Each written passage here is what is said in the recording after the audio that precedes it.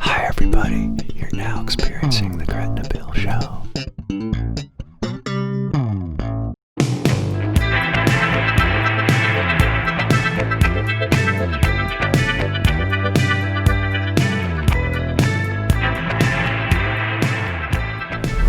Hey, good morning, John. How you doing, Billy? Pretty good. You know, I'm a little bit disorganized this morning, I admit it, so hopefully you'll be able to get us through this. But, yeah, like Josh said, come Monday morning, the previous three, when we weren't getting together to talk about cycling, I was like I didn't have my anchor for the week. I didn't have my good coffee and the Pinch Pond Campground. What do you got today? Today we are representing the Jigger Shop. Once again. Downtown Gretna's hidden gem. So, so I guess I wanted to start with a quick comment about Quinn Simmons. And, you made a point to me that both parties screwed that up. So tell us a little bit about what went down with Quinn Simmons. He's pretty big on social media like most of these younger guys are, which is fine. Somebody made a comment. He made a political comment on his Twitter page, on his Twitter feed or whatever. He kind of, he went political, which he shouldn't, in my opinion, should never do on that kind of stuff. He works for someone. It's his employer leans one way or the other. The best thing to do there is just let it go. He kind of fired back with sort of an off political comment. There was some, they suspended him probably. Honestly, he probably wouldn't have raced a whole lot this year, left anyways. It looks like both sides have come back. I mean, the kid's a hell of a talent, so you're not gonna get rid of him or anything like that. I think it'll all be forgotten about relatively. It's probably already all forgotten about. Yeah, to your point, both riders both the riders and the management kind of screwed that up a bit. But to your point that you've made many times before, the riders need some protection. They need some solidarity. Yeah, do you want to comment on that? Well, now would be, again, with this shortened season, with literally about 4 or 5 weeks of the season left, if that, they need to come together as a group. I mean, the UCI keeps screwing them. There's no regard, in my opinion, at all for the rider safety. It's all about money. It's all about it's just, you look and see what's happening. Paris-Roubaix gets canceled in 2 weeks, which I totally understand. I mean, it is what it is. You have to go by that region and that country's rules. But then yesterday, Paris Tours races from Paris down to Tours, or outside of Paris down to Tours, and that went off without a hitch, without a problem. And it doesn't make a lot of sense. It just, the riders need to come together with a legit, as much as I hate this, they need a union. They need something to represent them for real. That union's kind of a dirty word still, but yeah, nonetheless, they need representation. Yeah, they need some sort of representation. I mean, how all the other big pro sports absolutely do. And for what these guys are paid compared to the stick and ball and other worldwide sports, it's peanuts, even at the top level. So I'm going to try to navigate through this. There's been a lot of stuff going on. This has been just great for cycling. Yep. So I'm going to start with Worlds. That was a couple of weeks ago. In particular, let's start with the women's TT. So, the story there was, of course, Anna van der Breggen winning it, right? Yes. And then, but the real story, was USA's Chloe Dygert. She had a crash and she was in the drop. So, she was in her aero bars. Yeah, not in the drop. She was in the aero bars. So, you brought that to light pretty nicely when I said, what's the big deal going around the turn? Looked like you could stay in your arrows, but not at that speed. Nah, right? She was probably doing 35, 40 mile an hour. And once she committed to that corner in her aero bars out in front, she had no control. When the speed wobble started, she might have, I don't think she even tapped the brakes because there's no levers out there. When she committed into that corner and the speed wobble started, it was game over.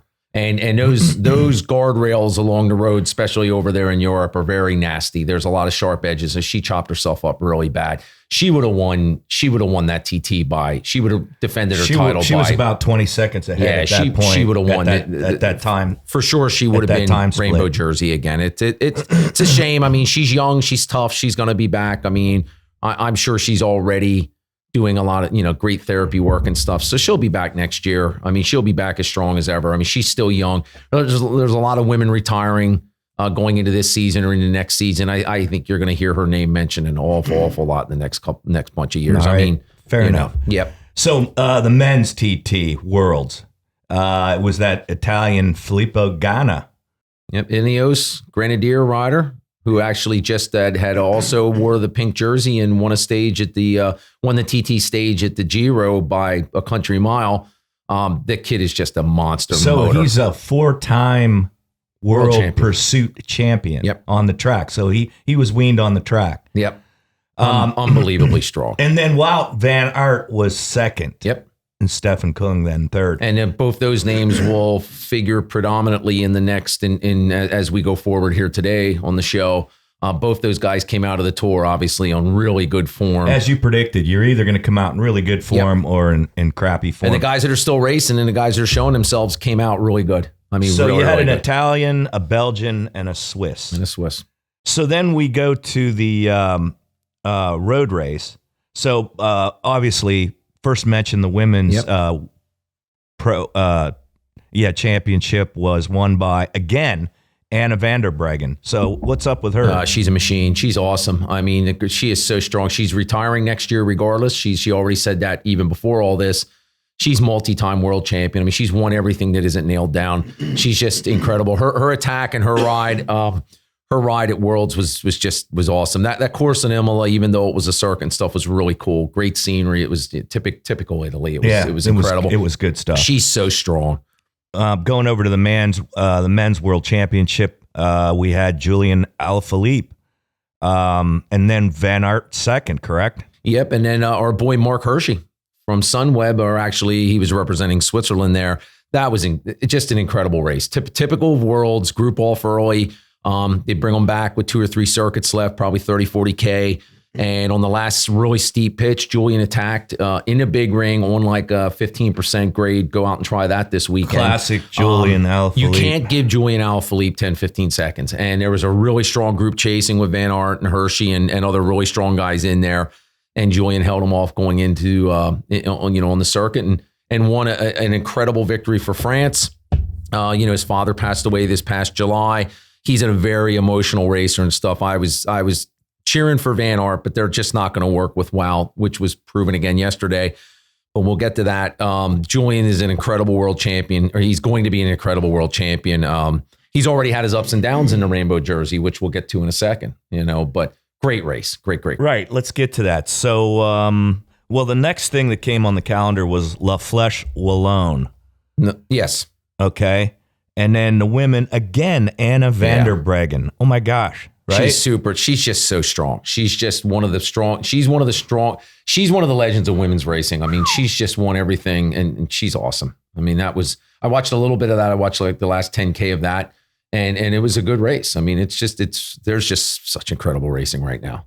So, the men's side was Mark Hershey and then Benoit Cosnefroy. Yeah. And Michael Woods brought up third there for EF, who EF is having a very, very good, strong post-tour season over in Europe. They're doing very well. They had strength all through that race. They had Hugita, Iran, and then Michael Woods. Big guys in every move, and the Walloon Arrow is awesome race. 3 times up the Murray Wee, which is incredibly steep. I think it's 22% in places, and it was awesome to see Mark Hershey. I mean, he came out of the tour super strong, as we'll talk about. We'll continue to mention his name. I had a note here that the Peloton timed the catch perfection on that bottom of the Mirandamui on that last lap. They seem to always get it right. Although there was a 20 or 21-year-old quick step rider, and his name escapes me right now. He was off all day in the morning break, and he might have stayed away. I mean, he crashed on the descent down into Wee. Is that Van Senenen? Van Senenen. And his father raced back in the day. Yeah. I remember, following his dad back in the day. And this kid's young. This kid's like 20 or 21 years old. He crashed. He crashed, got back on the bike real quick. Still was ahead. Had an EF rider with him. I think he might have had the Colombian. He might have had Roberto with him. Iran. He did. And they called him right at the bottom. It was a shame, but that kid shone well. That allowed Iran to catch up to him. Van Semelen's going to be a really, really good one for quick step. Van Semelen. All right, fair enough. Moving on.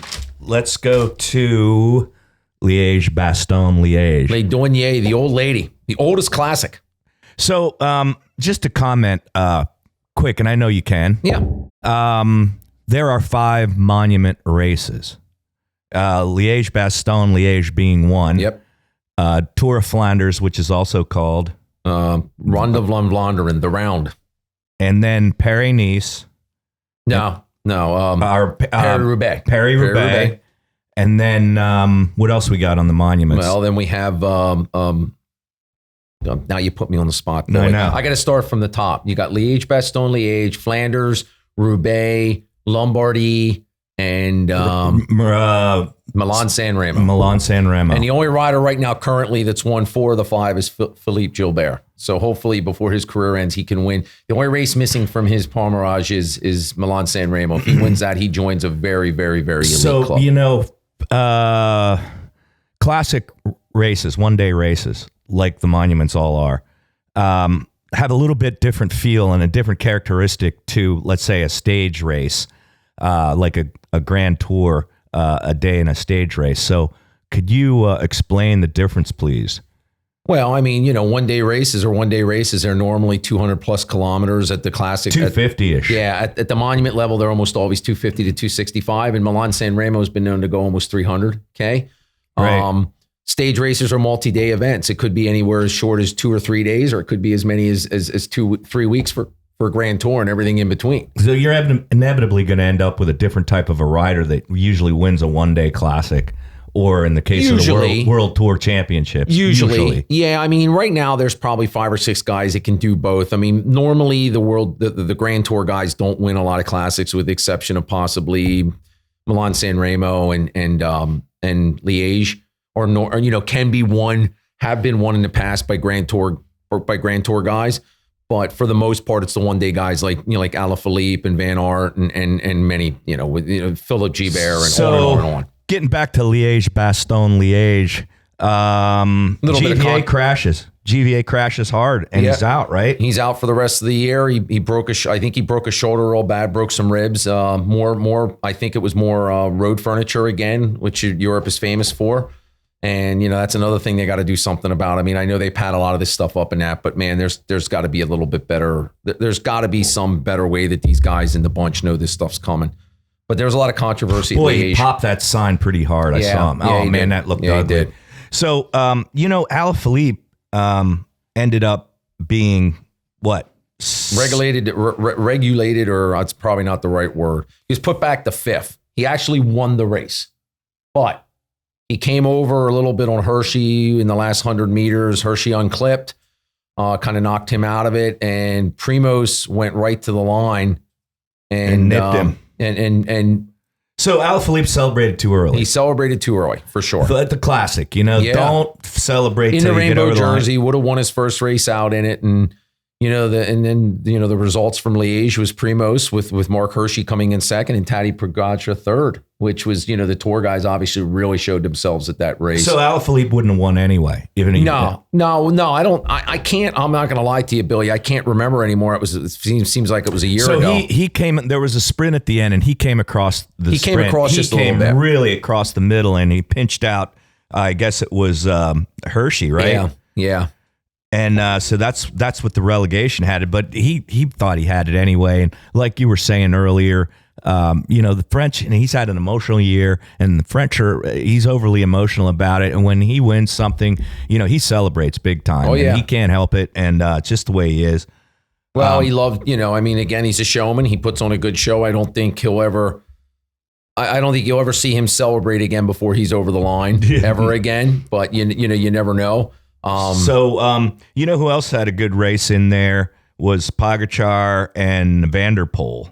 He was 6th, I think, or 5th. Yeah, Van der Poel was chasing hard. He had a group of like 10 that were like 100 meters off. I think you called that and said, geez, if he had another 1,000 meters or something. Not even that. If he would have had another 200 meters, he would have won it. He would have won Liège. And getting to Matthew Van der Poel quick, I mean, out of the current crop of racers now that is young enough to do all 5, him and 1 or 2 or 3 others are probably, honestly, he could win the 5 monuments. He, if luck's in his corner, he's definitely a guy that could win all 5 of them going forward, into the next 10, 15 years. All right. Great stuff. So let's move on to the beginning of the Giro d'Italia. Again, 23 days, 21 stages, and a super, right at the beginning of this race, Geraint Thomas went out, right? After he had a good, on stage 2. Well, he was a favorite. I mean, he was definitely a favorite. He was right finished there. fourth in the TT, in the opening TT that Filippo Ganna won. And Almeida actually had a pretty good time trial. Really, he was second, really strong. and that's what put him up on top for a while. Yep. So, I was going to make the comment to you. I thought water bottles kind of were the theme, mishandling of them, a little bit in the Tour de France, but certainly, again, we see it in the Giro d'Italia. So, I'll tell you, in Tour de Gretna, we always said, boy, the hardest part is to come up with a feed zone where the riders are going to be slightly slower, like slightly uphill. So you can, do decent handoffs with the water bottles. But man, I swear that stage 2, those guys were taking handoffs fast and they weren't slowing down. There was no place to slow down. What are your thoughts on that? Well, I mean, he caught a bottle somewhere and it's what put him down and G's out and that sucks because I think he'd probably be at or near the front or in pink by now. But, that's why you see these teams doing the feed bags and Mazzettes just with water bottles. I mean, it's just easier to do.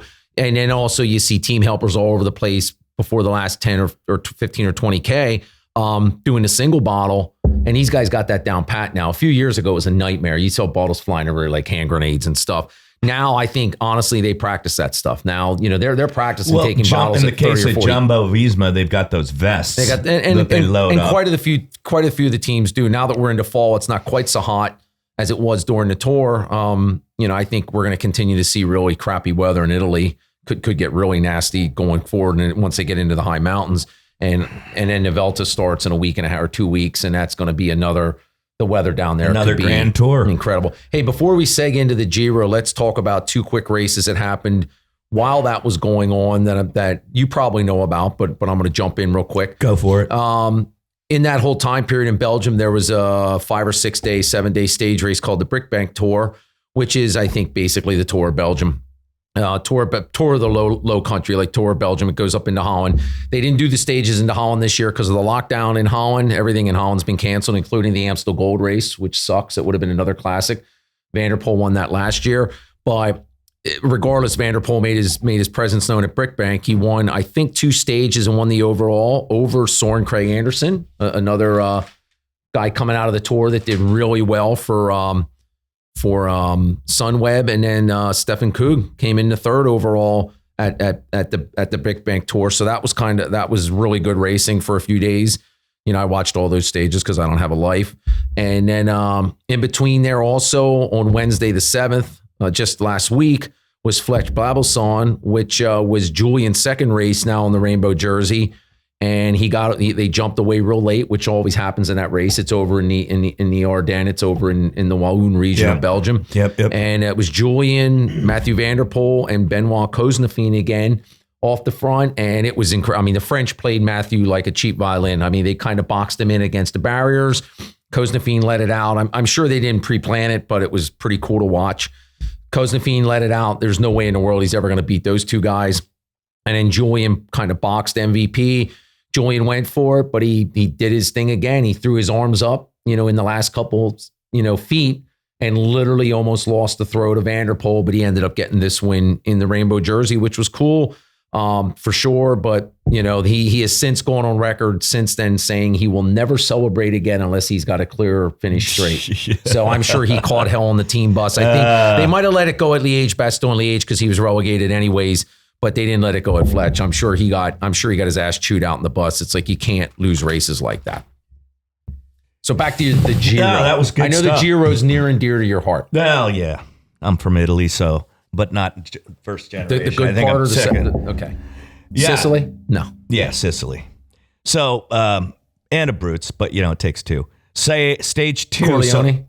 More towards Palermo. Corleone. Palermo, boy, I'll tell you that when the tour started, we were talking about the Tour de France and the scenery and the history and the beautiful landscape. I almost have to. Oh, Italy's tough to beat, dude. Tough to beat, and Italy's tough to beat. At least when I was watching it on Fubo, they took a lot of time. The Italians, Oh, yeah, that's what they got to highlight everything. They had little captions on the screen. Yep. It was constantly, they talked about the food and the wine.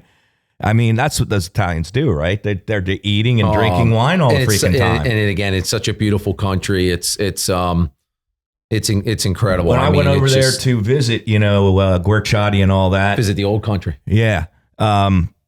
Dude, first of all, you show up like 8, 9 o'clock, maybe. And then you got to have espresso and stuff. And then you talk about the work you're going to possibly do. But then it's all of a sudden, it's like everyone's looking at their watch and it's like noontime. So then they got to have fresh vegetables and they got to have their big meal for the most part. Some wine. And then after that, they got to take a little siesta.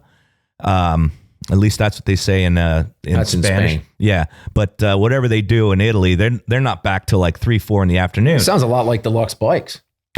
and then so then they come back and do a little work, but then all of a sudden they got to go drink some wine. The day's already over. So you got to go ride your bike. Right, exactly. So then I go from there to Germany and to visit Lupine lighting systems. And of course, those guys are like 7 a.m. They're on the job, right? No screwing around. And then lunchtime is like grab a quick bratwurst or a sausage and back to work. So they're back to work, so it's a stark contrast between the way the Italians roll and the way the Germans roll. And to that point, it's no secret about the two competing economies. And, obviously Italy's gotten some tough breaks with COVID, but man, their economy just isn't cranking nearly as good as some of the others in the Eurozone, especially not Germany. Testimony to that fact is that there are no more World Tour teams coming out of Italy. Did you know that? No, there's not. I mean, there's a couple teams that are Trek Segafredo is basically an Italian team with a U.S. license, and a lot of those. NTT, I think too, or no? No, that's South African. But the teams down in the Arab world, I think two of them, right. There we UAE go. and UAE and the other one, Bahrain, Italian, are basically Italian teams for all. I mean, there's a lot of Italian presence still in the peloton. I agree with you. It sucks that that's what's happened over there. Quick couple anecdotes you said about the Italians. And a real old timer back in the day told me about Campanago, and he said about their brakes, because Campy was famous. The Delta brakes sucked unless they were set up right one time, and then they didn't work after that. But guy told me it's like Campanago makes stuff like their brakes are not made like Shimano, like to stop you on a dime and give change. They're to slow you down. They're just to slow you down and enjoy the scenery. It's like, why go so fast? To slow down, enjoy, make party. Right? Especially when you're up in Germany. I like saying that. Yeah, the Germans are all business. Dude, what's up with the EF new kits? What do you think of that? I mean, I like the bike from Cannondale, the white with the plaid fork. The colors on the bikes grew on me. They actually are pretty cool. What about the kids? Kids just ungodly horrible. They're not even growing on you, are they? No, man. They should be buried. It's bad. All through the first 9 stages. But they've had a really good Giro so far. Yeah. Really good Giro. Oh, really good. They got 2 stages up to this point in time. They won yesterday. So almost every break this Giro so far, I've seen a GUERCIOTTI bike. Absolutely. Or a Botteccia. One of those two guys. Well, those teams, they're told in the bus, they're told in the camper van, you better have your ass in a break today, period. I mean, that's the Italian. One of those guys is getting in that day-long break, period. And, of course, Botteccia is Andriatica or Andri.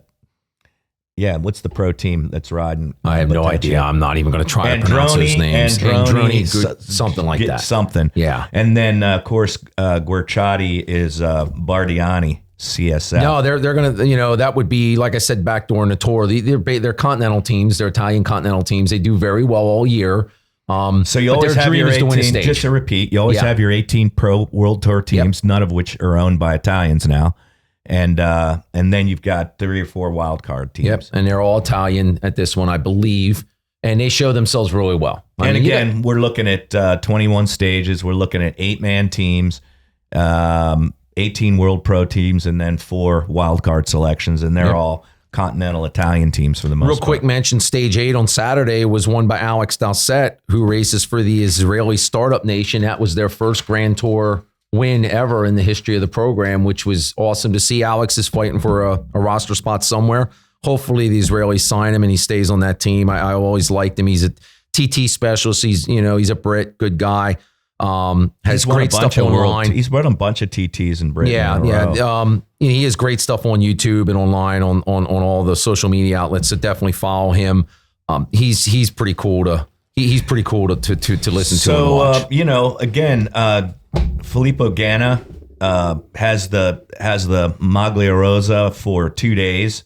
And he's on Daytona Quick Step, of course. And they, of course... no, Ganna's on Ineos. Oh, Ineos, excuse me, Ineos. And, wow. So they've got... they did a good job, right? Recruiting him. Saved their tour. I mean, it saved their Giro with G going out with injury because they're not going to win it overall now. So, with getting those stage wins and wearing the pink just even for one day, they got their money back. They're not concerned. I mean, they are, but you know what I'm saying? It's still, they've done better than most of the teams are going to do. The Giro's playing out really weird this year. It's almost like it's in slow motion. Nobody really wants to take the jersey off the Portuguese kid from Quick Step. He spent some time in America riding for Axel Merckx's team, Axios or Hagen Bourbons or whatever. I mean, he's a veteran of that squad. Axios, I think. Young guy. So that's awesome to see. I mean, I'm sure they didn't go there thinking, well, they were going there thinking they'd have a potential winner in Remy Evenepoel, but he's out with injury. So they kind of stacked the deck with these younger guys, and they're getting more out of this than finally in ever. Stage 2, Sagan gets the purple jersey. One of the 1,000 jerseys they give in Italy. Which is the points thing. Nibley's looking good. Yeah, he is. At this point. He's waiting in the wings. Yeah. And I think he moved up to like 5th or 6th at this point. He's not that far out. So when you blow into Stage 3, the first thing I noticed was the KTM bikes, and they have all rotor cranks on them and rotor rings. I thought that was pretty interesting. I think they actually have those tuned. There's a certain spot in your stroke where the oval ring becomes more efficient, and every rider's slightly different. So they move that clock setting. Is that your understanding of that? I believe so. I mean, honestly, I've never done a lot of research on the things because some people told me they work great and they're awesome, and then other people said they're garbage. I love them. They're good on my knees. But yeah, this is the stage where Garrett had the so he had the bad crash in stage early on in the neutral zone. Yeah, boy, that was loose terrible. Bottle. It was loose bottles all over the place, like you said, like hand grenades. Hey, real quick, while I'm thinking of it, I just brought up the overall as of this morning. Wilco Kilderman in second was Sunweb, I'm going to talk about Sunweb in a couple seconds here. Your boy, one of your favorites from the Tour, I think, is in third. I think Pello Bilbao, was he in the Tour? I believe he was. Yeah. He's sitting third. Pozzovino or whatever, however you pronounce it, for NTT is in fourth.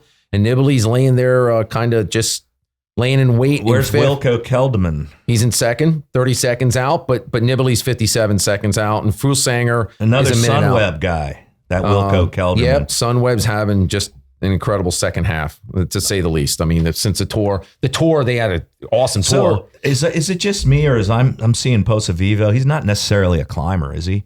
He's a climber. I would consider him a climber, but he can win this thing for sure. And it's going to be, the next 2 weeks are going to be really good over there, and then it overlaps with the Velta. Hi, everybody. We're back. Let's talk about the sponsors. Yeah, let's do that. Mention the sponsors. So we've got, of course, and it is the season. We had a great night ride just Thursday night. Good stuff happening out there. And the trails around Gretna did a lot of good work. Governor Dick this weekend, we had some 80-some volunteers, rerouted some trails. So speaking of that, let's give a shout out to Lupine Lights North America. So that's lupinenorthamerica.com. And of course, as we talked about earlier, let's give a shout out to Guerciotti Bicycles of Milan, Italy. That's guerciottisusa.com. And of course, Deluxx Bikes and Josh Zering Studios, downtown Timber Hills, a suburb of Mount Gretna, PA. Get your lights.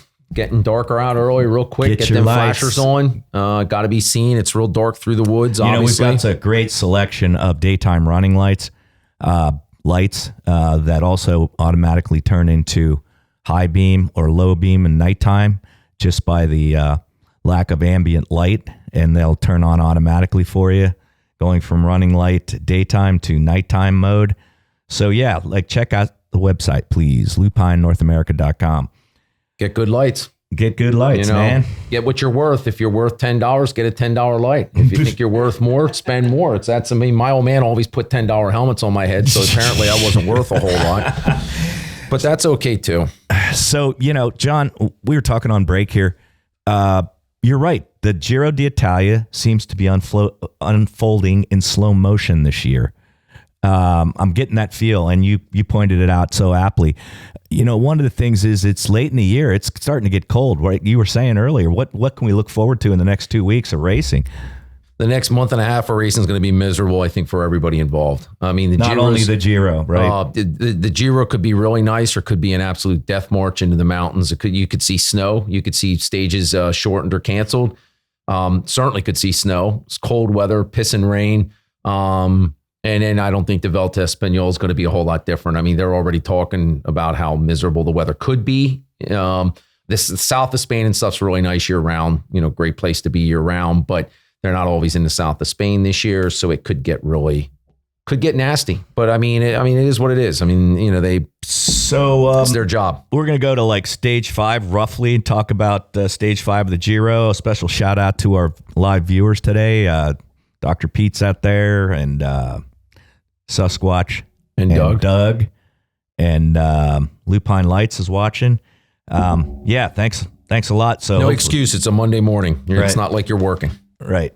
So stage 5, we had Ganna and Conrad of Bora and Almieta at DQS and Kelderman from Sunweb in 4th. So from what I understand, from what I heard, Geraint Thomas actually called Filippo Ganna and said, hey, look, if you can get in a break, go for it.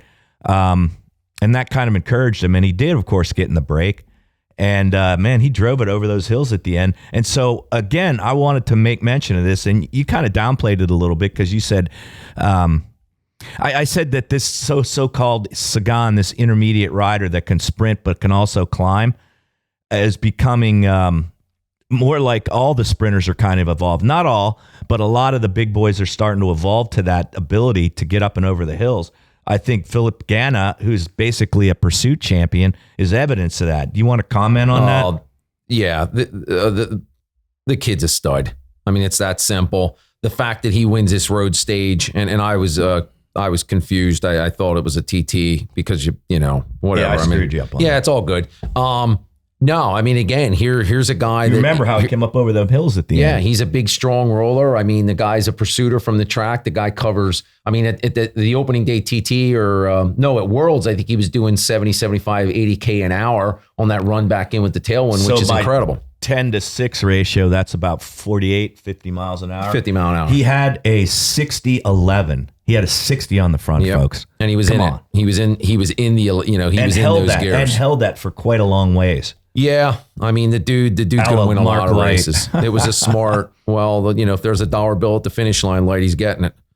So another thing, DeGent's starting to show some breakaway prowess, like you would expect. Well, that was a deal. I think that was the stage where he did bridged over. Yeah, man. that was the stage where they either chased him down or something. One of the stages. No, he chased him down. Yeah. There was another guy that wasn't working in the break or whatever, and DeGent said, "Well, if I'm not going to win, you're not going to win."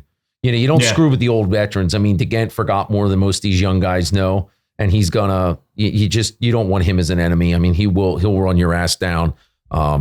So points at this point, the purple jersey is still worn by Sagan. Yep. After stage 5. And then the GC at this point was the Almieta, and then Balboa, Kelderman, Van Hoek, Harm Van Hoek. Yep. These names are great.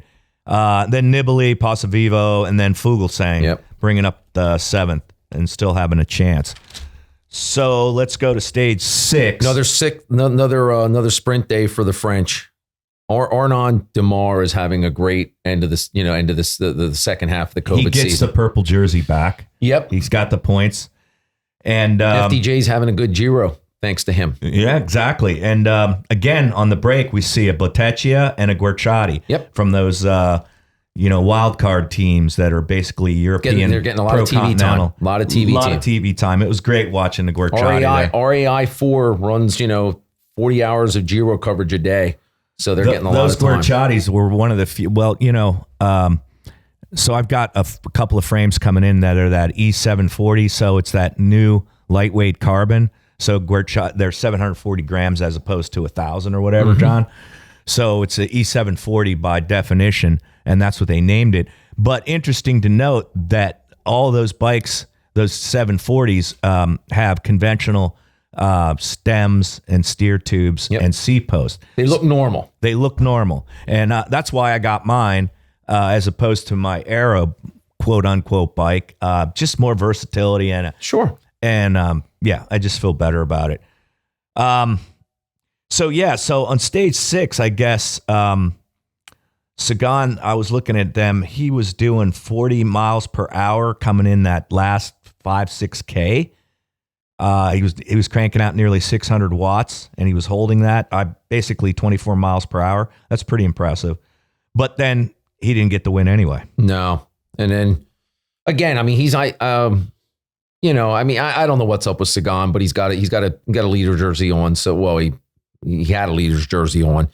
He's Bora's not just Sagan anymore. Bora can win on a bunch of different fronts. Conrad is a testimony to that. But Bora did a good job on the lead out. He just didn't come home with the goods. I don't know if he's a pure sprinter anymore, truth be told. I mean, he's going to win out of little groups, but I don't know if I don't think he's ever going to beat the pure sprinters anymore. So you had Demar, then you had Michael Matthews, and then that Fabio Follin. Another Sunweb on the box. I mean, they're having a great, even though Matthews is leaving and going to Mitchelton, he's doing his job well late season. He's not just phoning it in. Stage 7.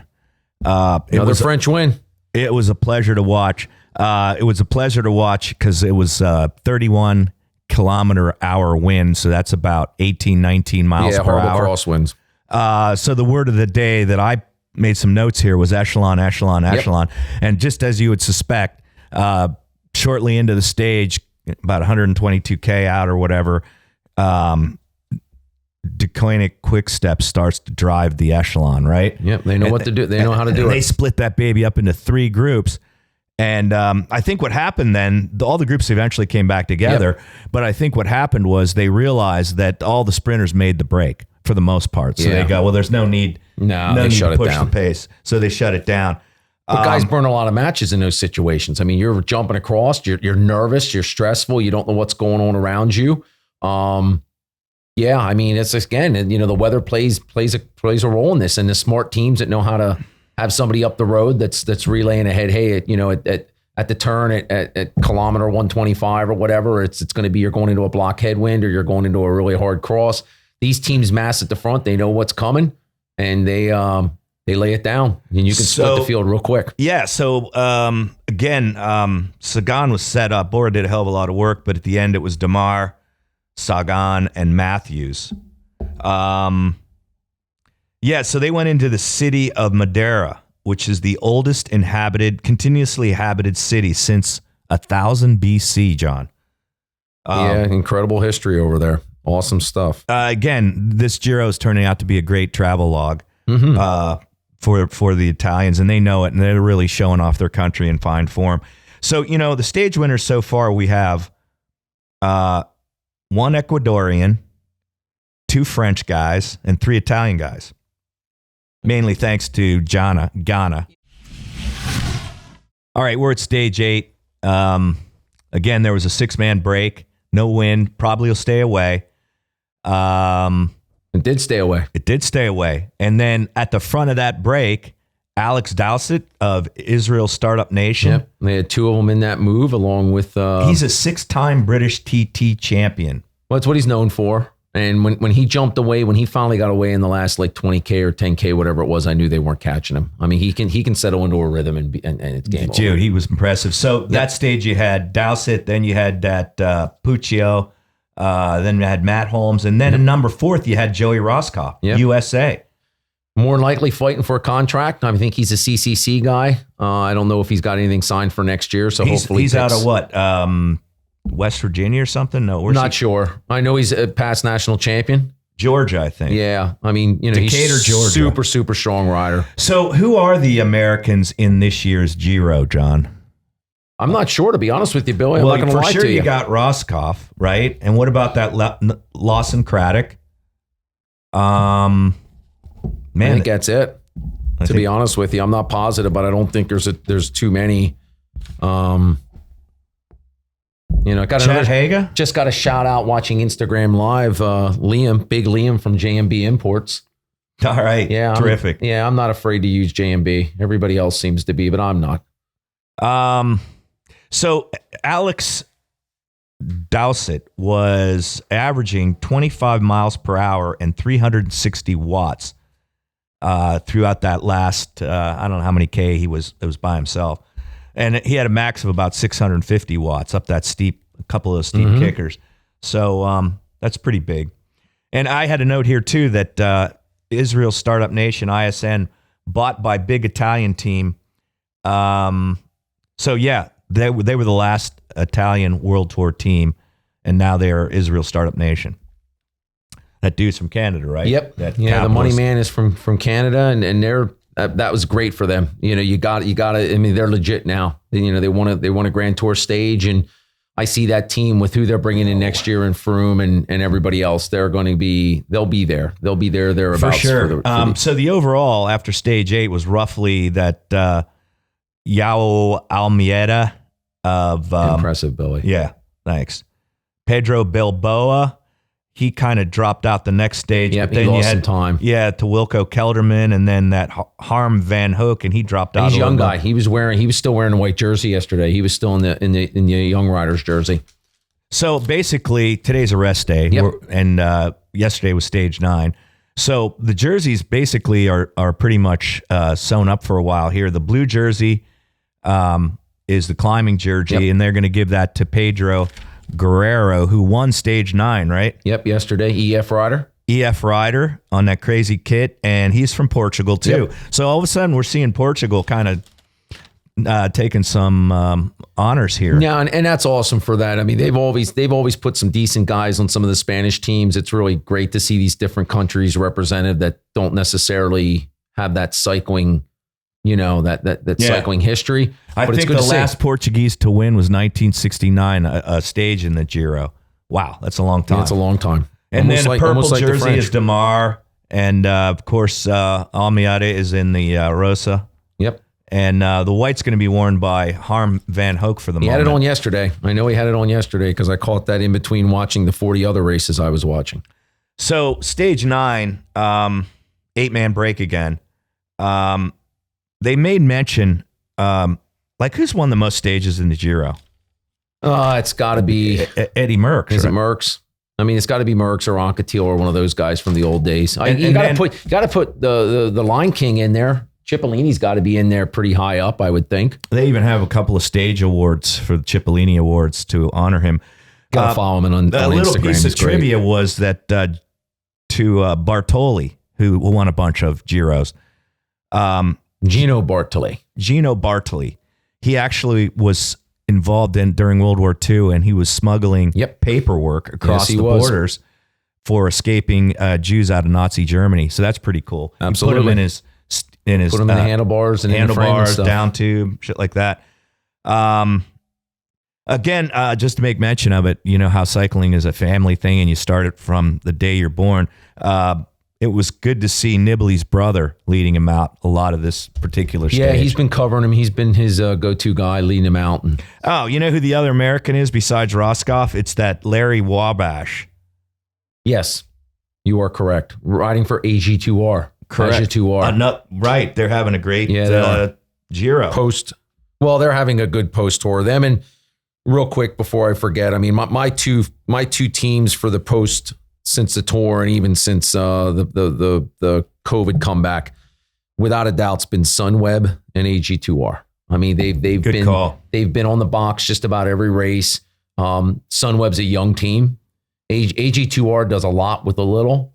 Benoit Koznefine, who I didn't slam him, but I mean, I definitely. Everybody picked on him. I wasn't a super fan of him during the tour, sitting on that polka dot jersey off the back by 20 minutes.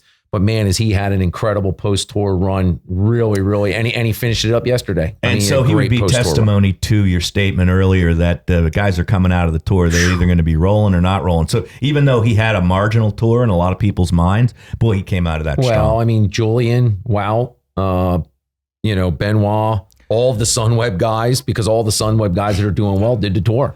I got to tell you, that Lamar helmet jingle is in my head, and they play it on the Fubu TV broadcast. Well, not everybody has that, Billy. So, most of us have to that jingle. Some of us Italian, have to steal stream from some third world, Eastern European bloc country. That Lamar jingle is sweet, dude. It's like so Italy. It starts off. It just makes me want to drink wine. I have 3 friends in the Ukraine that send me. No, we won't go there. Male or female? Well, the wife's going to watch us tonight, so I got to be good. All right. So listen. So that's stage 9. It ended up that Pedro Guerrera of EF First from Portugal won that thing. Yep.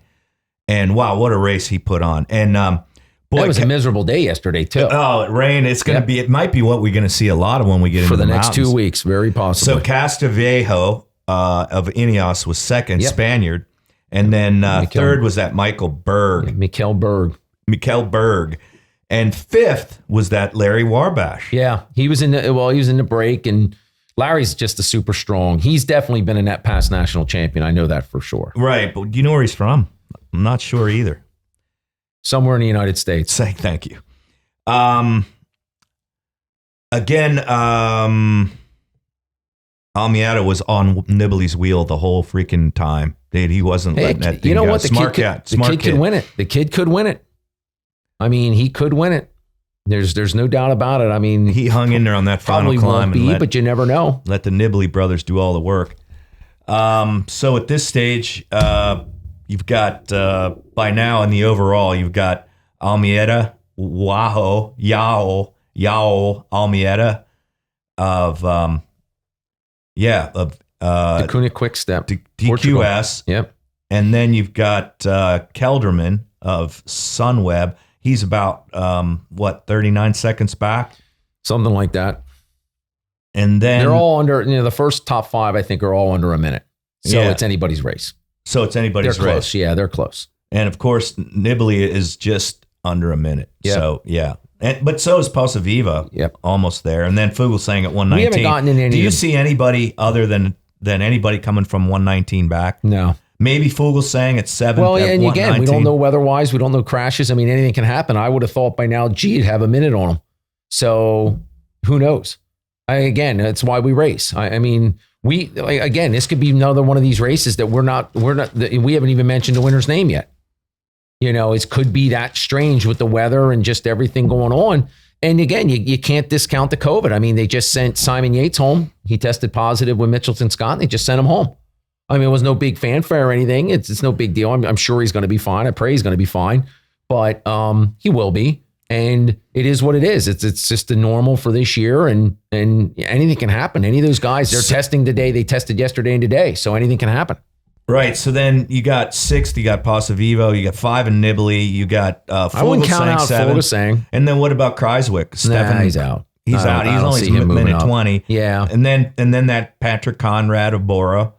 And then Rafael Micah. It depends on what Bora's running for. If they want to keep Sagan in the jersey and just keep doing their lead outs and stuff, maybe Bora says, we're not gonna chase an overall. We're not gonna chase a top GC spot. They get a lot of good out of Peter being in that jersey. So DeMar is 163 points for the purple jersey. He's of course proudly wearing it. Yep. And then Sagan is at 107. He needs a V. I don't see him getting it. Yeah, he's got to get a win. Isn't Sagan wearing a combination jersey or something? I thought he was in one, or was that just for a day or two?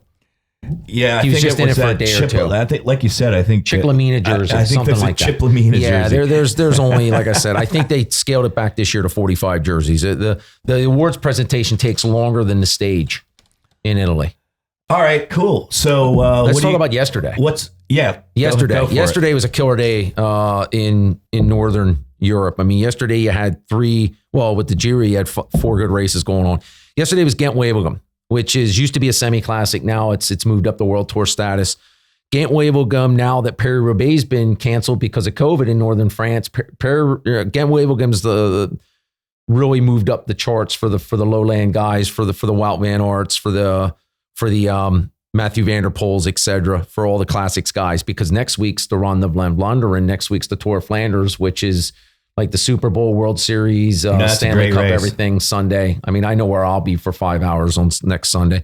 But anyways, Ghent-Wevelgem came down to, they go up the Kimmelberg. Gold. Yeah, they go up the Kimmelberg. Actually, I don't think it's on gold. They go up the Kimmelberg 3 times, which is ungodly steep cobble climb. Last time up, group got away, a little group got away, and it was Wout van Aert, Van der Poel, John Degenkolb, Yves Lampaert, Matteo Trentin, who they always got to worry about. Matteo Trentin, Alberto Bettiol from EA or EF or whatever had another guy up there yesterday that could have actually for sure won it. Fabian Seneschal from Quick Steps, Stefan Kung, and Mads Pedersen. That's like an elite group of 9. Boy, you're not kidding. Yeah, elite group going in the last 10, 15K that kept hitting each other. There was a little bit of negative racing. I'm being really kind there. There was a little bit of negative racing late between Wout van Aert and Mathieu van der Poel. I think Wout was the strongest, but he wasn't the smartest. And they chased each other down and they played the pro bullshit. And Mads Pedersen jumped across to the group of Seneschal and Trentin and Bettiol. And he was the smartest. Mads jumped across and beat him in the sprint in the last 2-3K. So Ghent-Wevelgem, Mads might have not been the strongest, but he was definitely the smartest, with Florian coming in second, with Matteo Trentin third, Bettiol fourth, and Stefan Klug fifth. So obviously he's still in really good form. Yes. April weather, a little bit of rain, a little bit of sunshine, a little bit of wind. It was in excellent Ghent-Wevelgem. And then also yesterday was Paris Tours down in the middle south of France. Paris Tours, nice. Paris Tours, and that was another really good attacking combative day. And it ended up being Casper Pedersen for Sunweb beating out our boy Benoit Cosnefin. He ends his season. He ends his year this year. He's done racing now with some really good results. Really good results. I mean, that kid's going to be interesting to watch for the next bunch of years. Well, all the Sunweb guys too. And then Jonas Nieuwenhuis came in third for Sunweb. So Sunweb rounded out the podium with 2 guys on the box. So, when they turn on... What an incredible year, Sunweb, huh? Yeah, and it's not done yet. I mean, they could still win some big races. They got some really strong guys coming on form. And then, it's always cool because that finishes down the Avenue du Gourmand in Tours, which is a famous road. Another big news this week was Circus Wanty Group will be in the World Tour next year. They bought the CCC license, so they're going to be in the World Tour. So they're back. Great. I expect to see them start to spend some money and get some GC guys and get some World Tour guys on that team.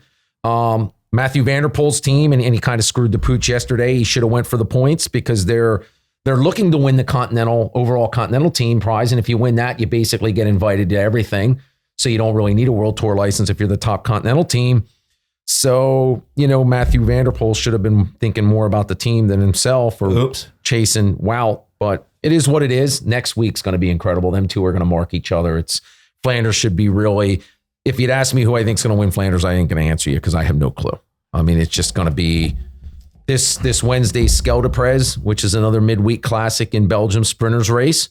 And you got Flanders on Sunday, and then Roubaix canceled, and then the Vuelta and the Giro end up and start the same day, the 25th, I believe. So there's still a ton of really good racing left, and a lot of good feeds, a lot of good streams online. Boy, that's going to put some pressure on the World Tour teams when the Giro ends and the Vuelta starts. You've got teams and then all the classics going on. Well, these guys are all yeah, they're in the bubble, so they're not. I mean, how many buses do they have? And I gotta think every World Tour team now has at least 2. I mean, you're talking some serious money spent, But every 2 team, times 3, they're probably in 3 places when you consider the women. Yeah, that's true. And it's been logistically. No wonder I think the Italians can't afford any team. I don't know about that. Jeez. Logistically, it's been tough this year. Logistically, these teams are really spread thin. The teams, the group of 8 or 9 that are doing the Vuelta, they're all probably they're at altitude right now. Guys like Chris Froome, and I'm not sure who Ineos is sending to to the Vuelta. It's subject to change. Who was training and living in Andorra as one of the Giro stages? Who were they talking about? I think it's one of the Jumbo Visma guys because he's been posting pictures in the snow and stuff because it's been snowing like every other day in the mountains. Yeah, I'm not sure. I'd have to do some research and see who that was. I've been seeing the post, but I have no clue. Sounds like a planet out of start at the Andorrians. Yeah, could be. I think it's a tax-free world, so I'm sure quite a few of them live there. Like Malta and all that other. Monaco. It's a smart move by those countries when they do that. Yeah. Well, they give all the footballers and all the F1 guys and stuff, and all the you have your home in Monaco, don't you, Bill? Not yet. Okay. I thought you did. Maybe Sasquatch and Doug has a home in Monaco. If he is, he's not telling me about it. And rightly so. He doesn't want me hanging out. Yeah, he doesn't want you visiting and staying forever, for sure. Which I would do. Just to note, Yael Almeida, as John's aptly put earlier, is part of that Axel Merckx developmental team. He was. And they were in North America under Team Axiom, I think. Yeah, Axiom, Bergen, Hagen's, Bergen's. Yeah, something like ice that. Cream. They're looking for a sponsor too. So if any of our big, maybe Dr. P can throw some money their way, or you never know. So maybe they can hit up Lupine Lights North America. Yeah, you can possibly get your name on the shorts or something across the ass. That would look good. Well, we did do a couple of things to try to. We sent some lights to Chris Horner. And then, so we were trying to get some publicity. As a matter of fact, I saw Lupine lights on Life Below Zero last week on the no shit Nat Geo channel. Yeah, I sent you the picture, Bill. You gotta check your phone once in a while. Yeah. It's I'm even gonna go as far as to bring. I still have the picture of the young lady with the Lupine light here, Bill. You can see it and. I'll turn it around here. That's a great pick. Yeah. Thanks, John. They're wearing the Lupine light. They're using them up in Alaska where conditions are really tough. We're bad. We're nationwide. Yeah. Worldwide now. Worldwide. I think you've participated in the Iditarod Lupine lights. I'm positive you have. I think we had 19 of the 30 top finishers. 19 were all using Lupine. Keeping on the theme, I think you should get Sasquatch and Doug to the Iditarod. Doug would be a good lead dog, I think. I think he can handle that. Guy can run. That kid can run, huh? There's no doubt about it. And then we can just put Sasquatch in the sled. He'd probably do well in the cold weather too. He doesn't like the hot weather so much. No, he's a man of many. So, dude, thanks a lot, man. This was a great show.